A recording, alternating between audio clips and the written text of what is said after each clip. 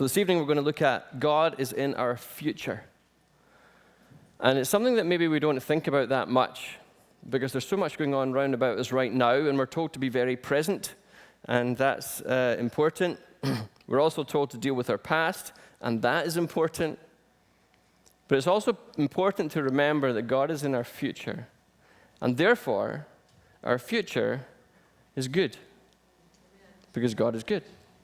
So we're going to have a little look at that this evening.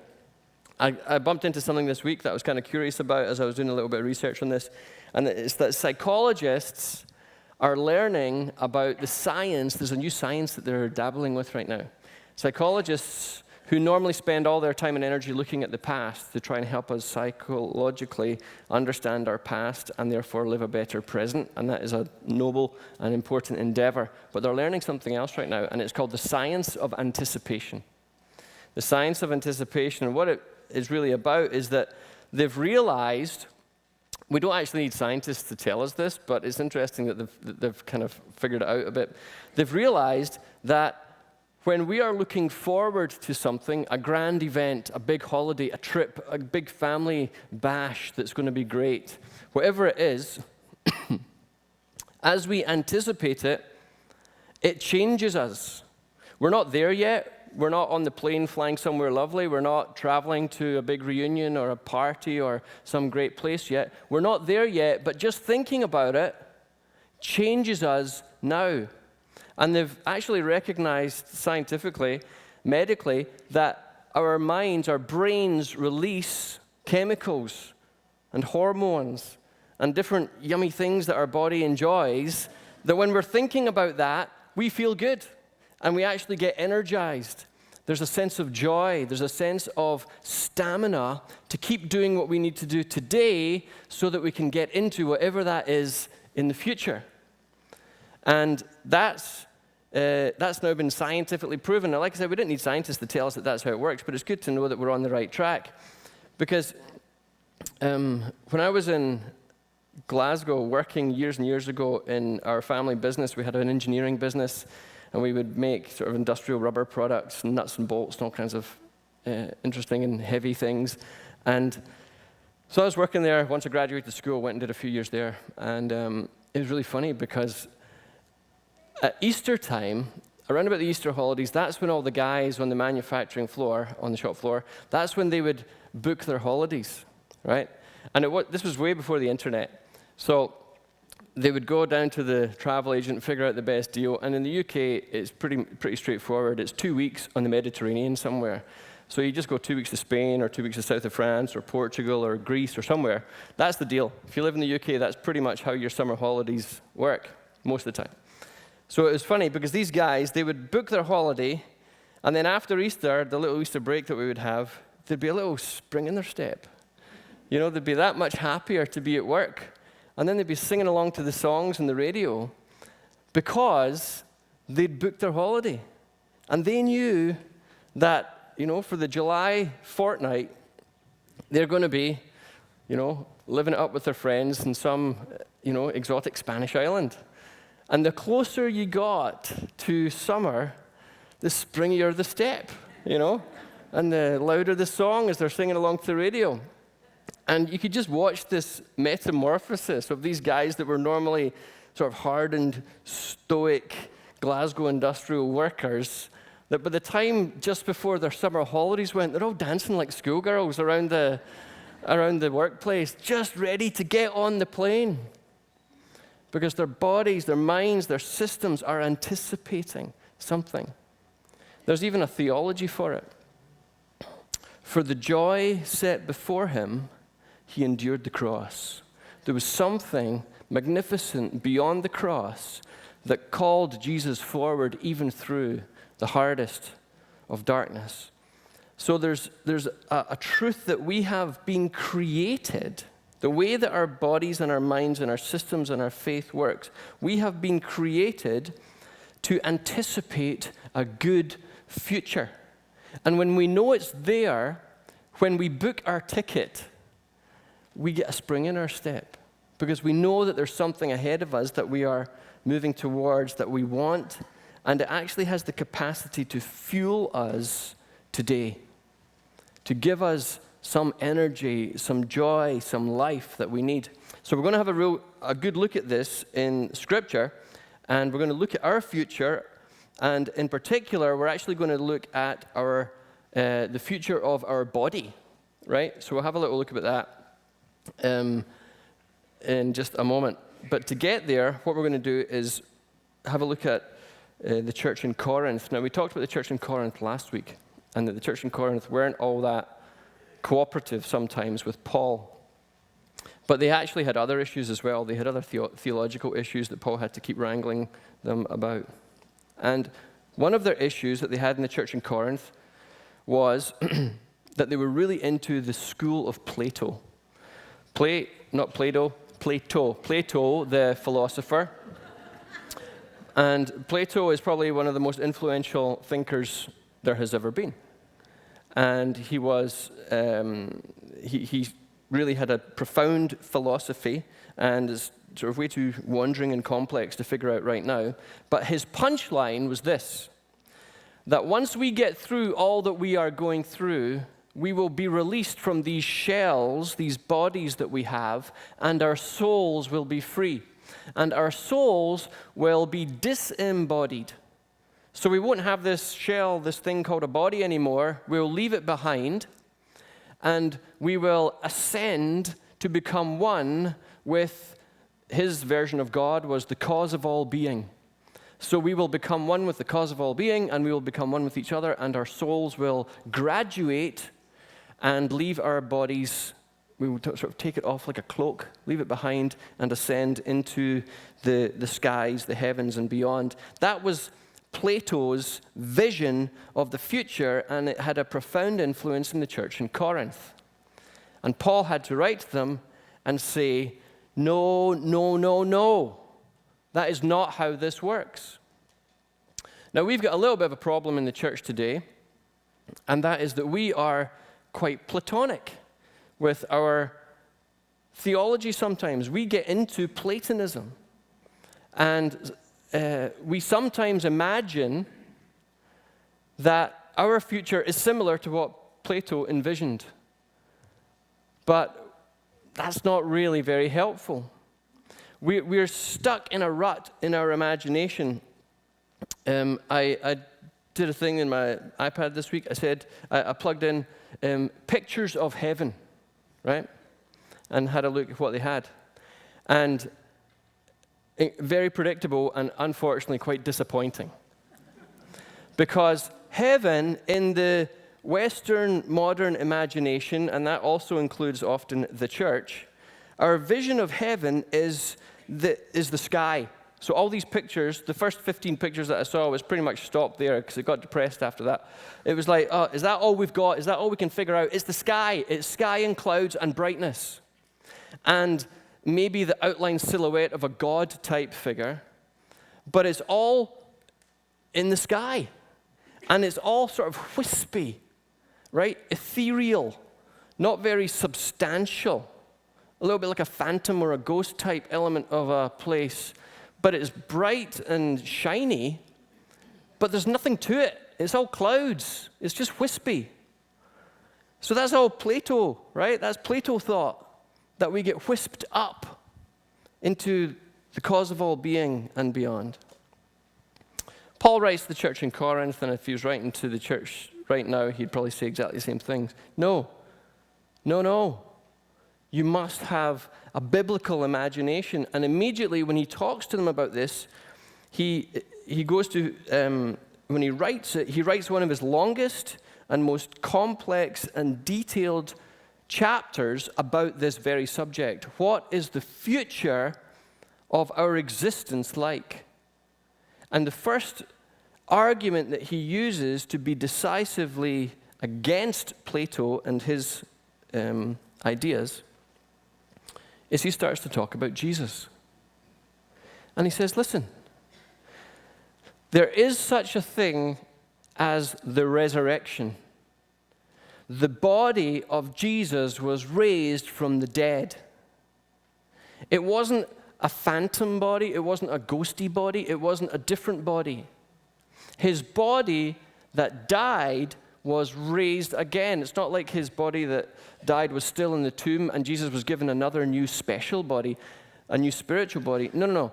The body that died was raised and it was glorified and it was, you could say, transformed.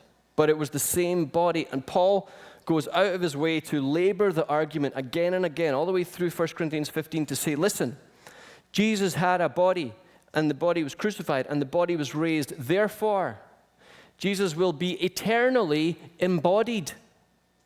He is not a disembodied spirit or soul.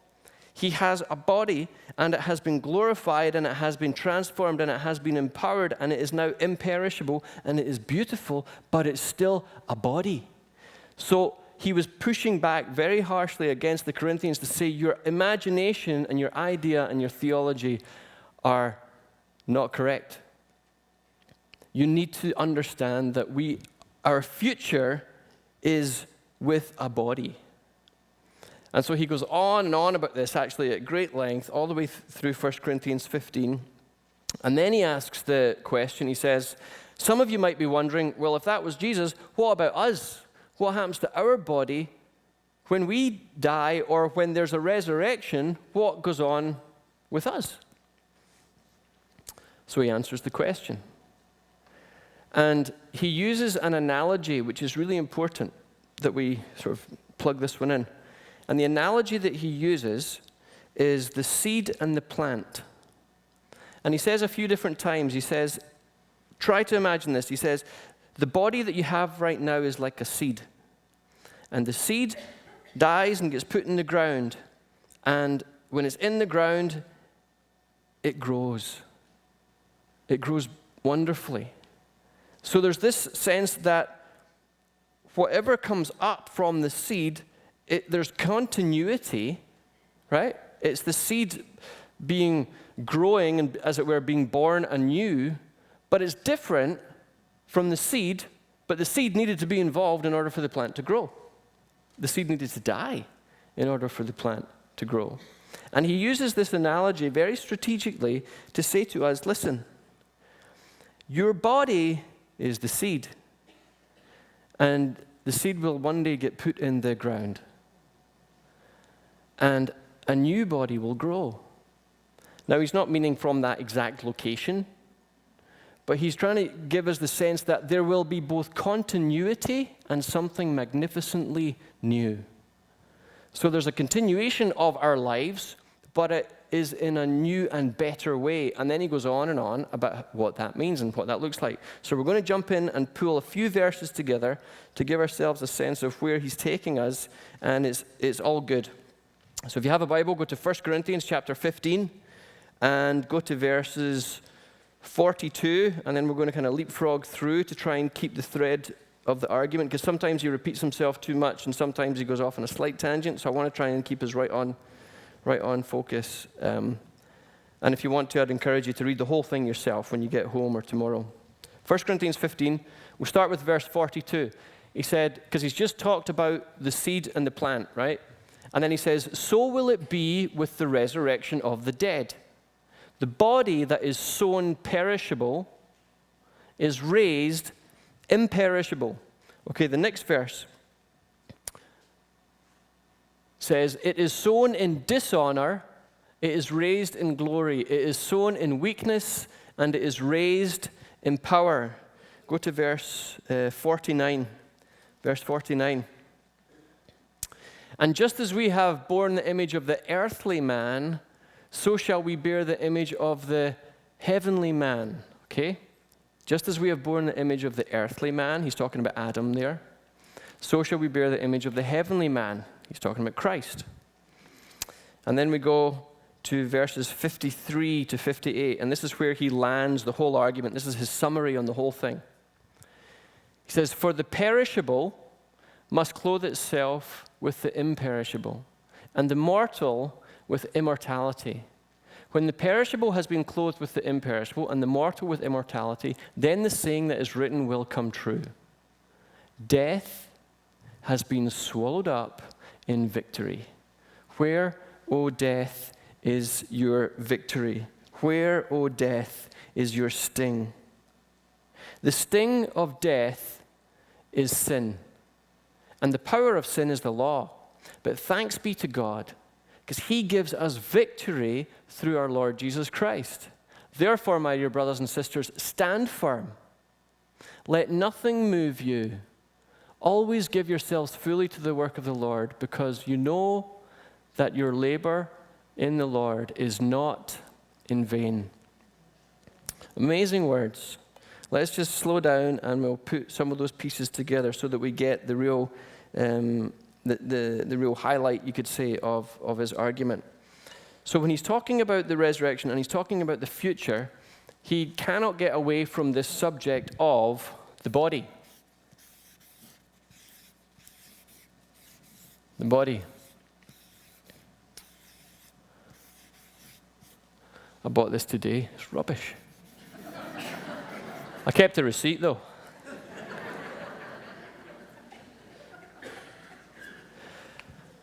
Okay, and when he talks about the body, on one hand, just like I said, the body that we have right now is the seed. The body that we will have in the future is the plant. And he uses that analogy and he actually pushes it quite far. So that's a good place to start. To understand, and this was his point, there is continuity, and I've said that, of whatever we are right now, the best part, the good within us, that which has been touched and redeemed and graced by God, that will continue. There will be continuity from today into the future. So you will still be you, right? We can kind of get a little bit lost sometimes in our imagination, think, well, if we have a totally different body and everything's different, will I still be me? Aha, you will. You will continue to be you, but better. Whew, thank goodness. And then we're also told that this seed, this body that we have right now, he uses this word 4 times. Perishable. And then he uses this other word 4 times. Imperishable. Now, these aren't words that maybe are used every day in our average conversation. So I wanted to make sure we get the idea clear. I looked up, here's a definition of imperishable, right? So this is our future condition that Paul says our bodies will be imperishable. This is what it means. It means everlasting, undying, deathless, immortal, indestructible, inextinguishable, ineradicable, unfading, permanent, never-ending. Okay, you kind of get the point. It is this forever enduring body that we will have. And all of the opposite of that, temporary, broken, decaying, short-lived, that's the perishable thing that we have right now. Okay? He also says that we were sown, this seed was sown, and he uses the word in dishonor. So there is something,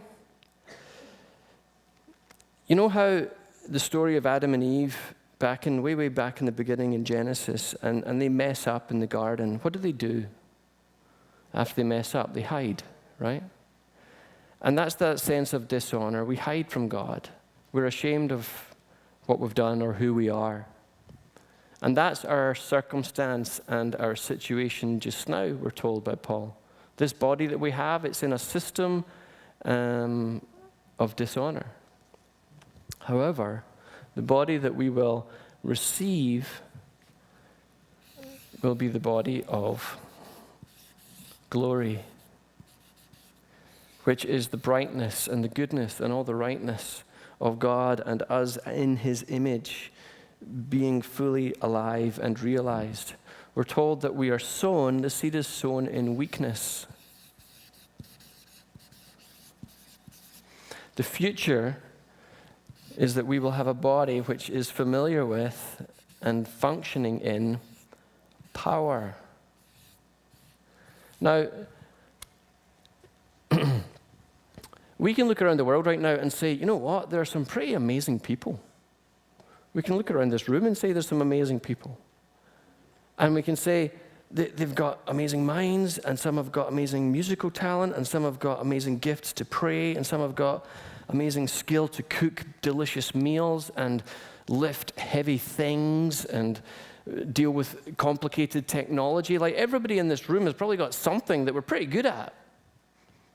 But even at our absolute peak of human genius, we're still weak. There's no getting away from the fact that we are now in a body of and an experience, no matter how grand our experience is, still one of weakness. We're told that we will have the image of the man, or right now that we bear the image of the man of the earth. And another translation says the man of dust. But we will receive the image of the man from the man of heaven, our heavenly image. So there's this sense of being lifted and being raised, and this beautiful gift that we get. That we are sown, this life we have right now is mortal. We know that. Mortal means that we all die. But we will be given a body and be living in a reality where we will be immortal. Now, it's almost hard for us to get our imagination around that, because everything that we normally think about and deal with is now. The mortal world that we all share.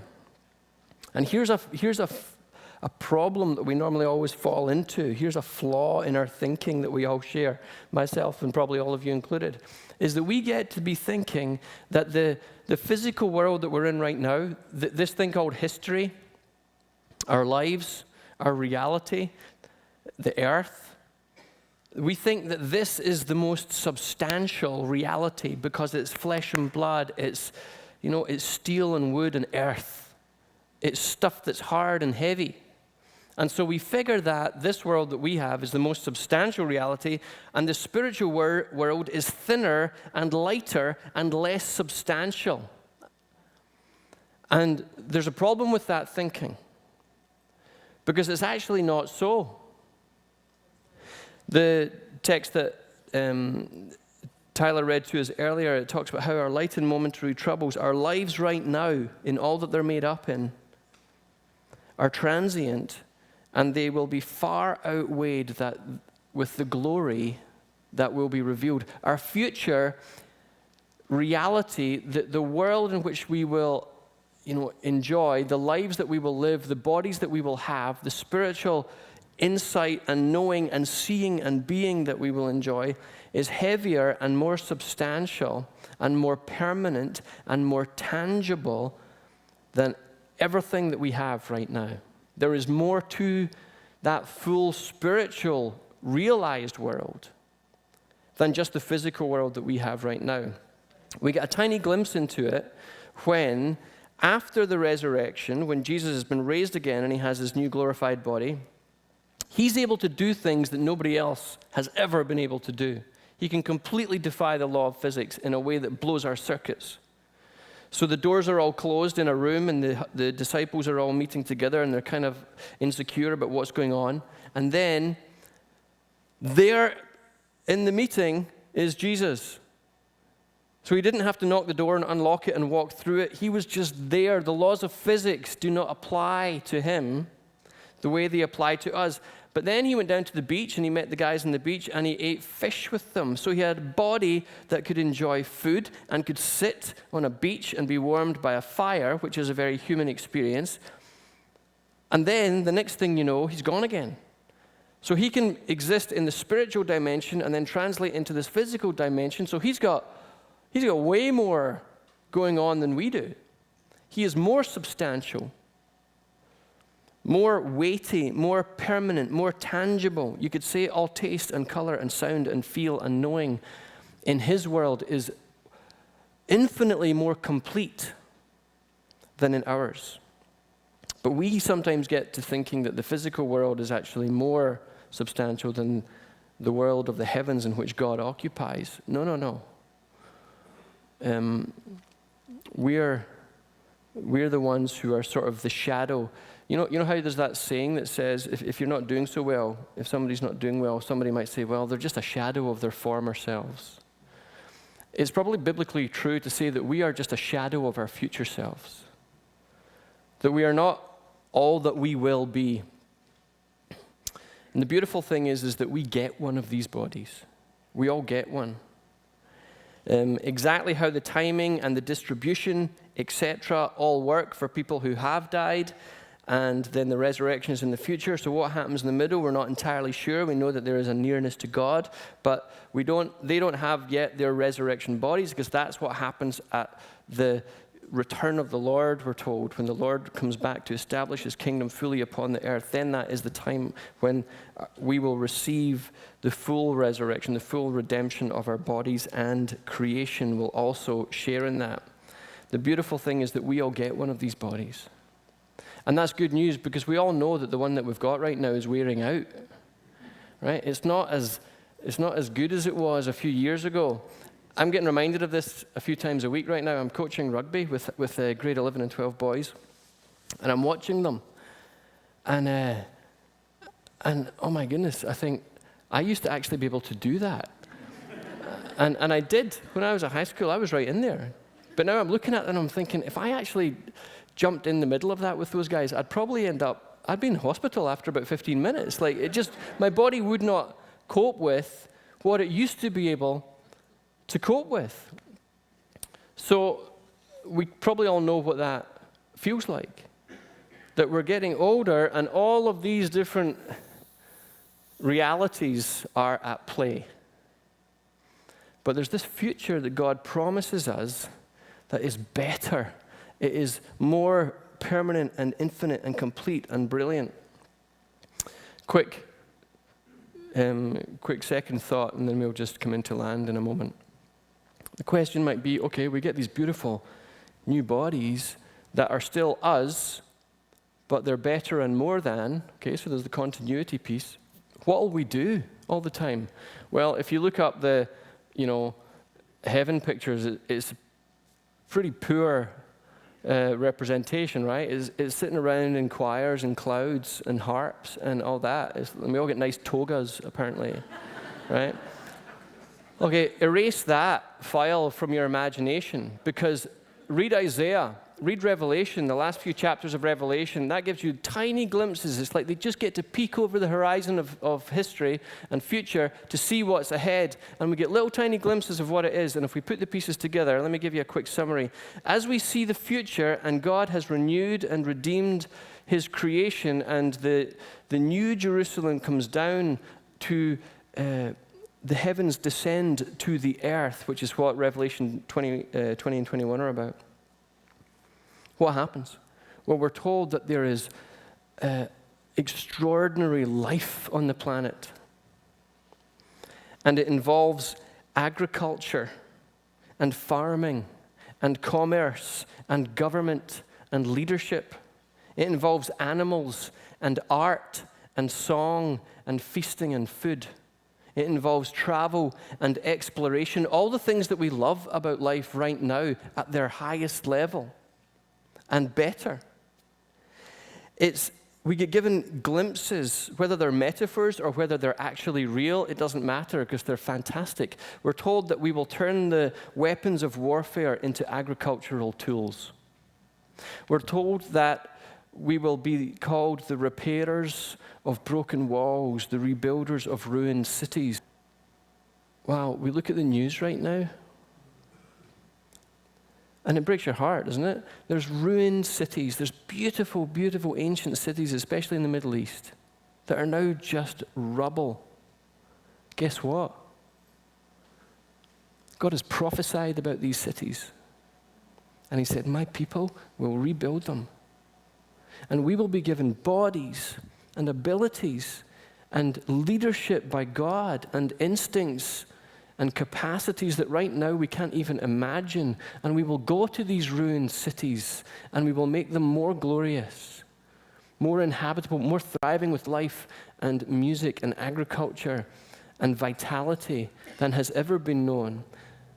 God doesn't look at the ruined cities and the brokenness and the sin that's spilled across the world and says, well, forget that. Let's abandon that project. No. He says, behold, I make all things new. He doesn't say, I'll make all new things.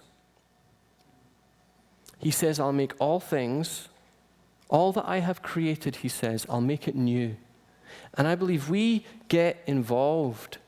We don't just watch God snap his fingers and make it all better. I think we now get employed by the living God to tend to the world that he once trusted us with. And we've dropped it. And now, in these new bodies, we get the grand project returned back to us. And it is, I believe, a worthy project. So there's something magnificent that awaits us in life and in death and beyond. And Paul wanted his friends at Corinth to grasp this, to know this, so that they might live well in the current pressure. Because if you look at that very last verse again, if you can put that last slide up there, Sean, that'd be great. Verse 58, this is important. This is how he closes the whole argument. He jumps from the future beauty of the world and the bodies that we will get. And where does he come? He comes right back into today. And this is what he says. He says, therefore, my dear brothers and sisters, stand firm. Let nothing move you. Always give yourselves fully to the work of the Lord, because you know that your labor in the Lord is not in vain. He looks at the church and he says, look, just keep going. There's a beautiful future that's coming, but for right now, keep going, because what you do matters. How you live matters. It corresponds into the future. Jesus told parables about that, didn't he? Remember, he'd say things like, those who have been trusted with a little will be given much more. And he sort of takes whatever we do now and projects it into the future of, I don't know how that works, but there's a reward and a responsibility that is a grace from God in the future. And I looked up the word. I wanted to make sure I knew what it was talking about. It says, you know how it says there, because you know that your labor in the Lord is not in vain. What does the word labor mean? So this is what it means in the original Greek text. It means trouble. The trouble you go through, the disturbance, the uneasiness, the weariness. That's what the word means. It means your weariness that you might face right now, the tired out by the day after day pressure. It's not in vain and it's not unnoticed. God sees and God knows, and he gathers all of those seen and unseen moments of obedience and grace and faith and love. And he'll put them toward you and on you into the future. And he says that this future promise far outweighs all of the current pain and all of the current suffering and all of the current sadness. And we look around the world and there's just too much to take in when it comes to pain, suffering, and sadness. But he says, it's like he says, trust me. Trust me on this. Whatever is ahead, it far outweighs everything that wicked man can do to each other. It's so much more and it's so much better. So as we ponder this, church, as we ponder this promise, I pray that we will enjoy God's grace as we anticipate the full experience of knowing God. That it will not just be the science of anticipation, it will be the spirit of anticipation. And we're told that in those scenes, every knee shall bow and every tongue confess that Jesus Christ is Lord.